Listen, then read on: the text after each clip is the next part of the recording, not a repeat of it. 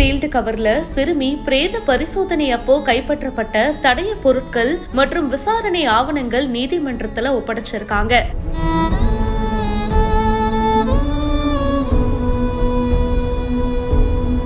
புதுச்சேரி சிறுமி பாலியல் வன்புணர்வு செய்து கொலை செய்யப்பட்ட வழக்குல விவேகானந்தன் மற்றும் கருணாஸ் SC/ST வன்கொடுமை உட்பட 5 பிரிவின் கீழே வழக்கு பதிவு செய்யப்பட்டு கைது செய்யப்பட்டு மத்திய சிறையில இருக்கிற தனித்தனி அறையில அடைக்கப்பட்டிருக்காங்க. சிறுமி கொலை செய்யப்பட்ட இடத்துல தடவியல் நிபுணர்கள் சில தகவல்கள்லாம் சேகரிச்சிருப்பாங்க இல்லையா, அது மற்றும் சிறுமியுடைய பிரேத பரிசோதனையின் அப்போ எடுக்கப்பட்ட ஆதாரங்கள், தாய் தந்தை மற்றும் குற்றவாளிகள் கிட்ட இருந்து எடுக்கப்பட்ட DNA சோதனை உள்ளிட்ட சீல் வைக்கப்பட்ட அறிக்கை விசாரணை அதிகாரியான SP லட்சுமி சௌஜன்யா ஜிப்மர்ல இருந்து வாங்கியிருக்காங்க. மேலும் சிறுமி கொலை செய்யப்பட்டு வீசப்பட்ட இடத்துல இருந்து எடுக்கப்பட்ட சிறுமியுடைய காலணி, உடை, மூடப்பட்ட பாய், பெட்ஷீட், வேட்டி இந்த மாதிரி 10க்கும் மேற்பட்ட பொருட்கள் நீதிமன்றத்துல முத்தியால்பேட்டை போலீசார் போக்சோ நீதிமன்ற நீதிபதி சோபனா கிட்ட ஒப்படைச்சிருக்காங்க. மேலும் பல செய்திகளுக்கு பிஹைண்ட் ரூட்ஸை இப்பவே ஃபாலோ பண்ணுங்க. மண்ணிலே ஈரமுண்டு. என்னப்பா என்ன பண்ணிட்டு இருக்க?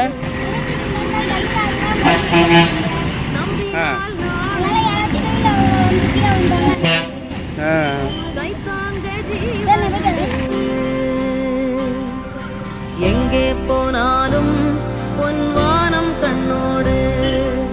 மனித நேயம்னா இதுதாங்கன்னு இந்த சின்ன பையன் நம்ம எல்லாருக்குமே உணர்த்தி இருக்காரு.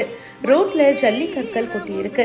விபத்து ஏற்படாம இருக்க இந்த சிறுவன் பாத்தீங்கன்னா ரோட்டையே கூட்டி இருக்காரு. இந்த சம்பவம் பாக்குறவங்களுக்கு ரொம்ப நெகிழ்ச்சியை ஏற்படுத்தி இருக்கு.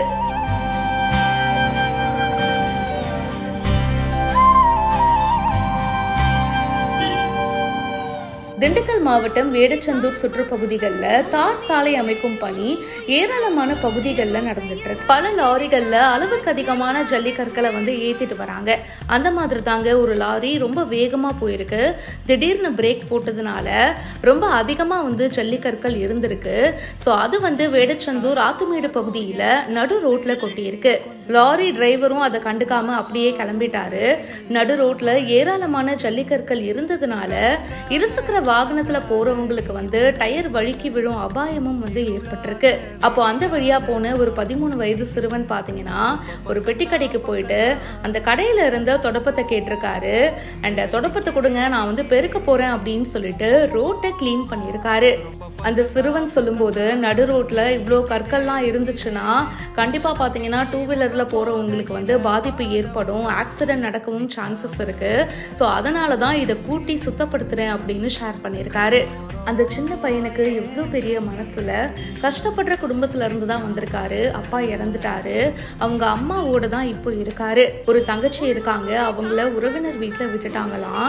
இப்போ ரொம்பவே கஷ்டப்பட்டுட்டு இருக்காங்க. அவங்க அம்மா பூக்கட்டுற தொழில் தான் பண்ணிட்டு இருக்காங்க.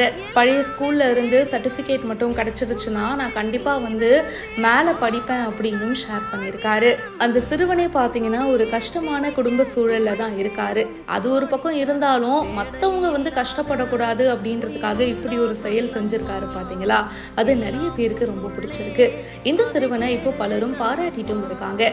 மேலும் பல செய்திகள் பிஹைண்ட் ரூட்ஸ்ல வந்துட்டே இருக்கு. இப்பவே ஃபாலோ பண்ணுங்க.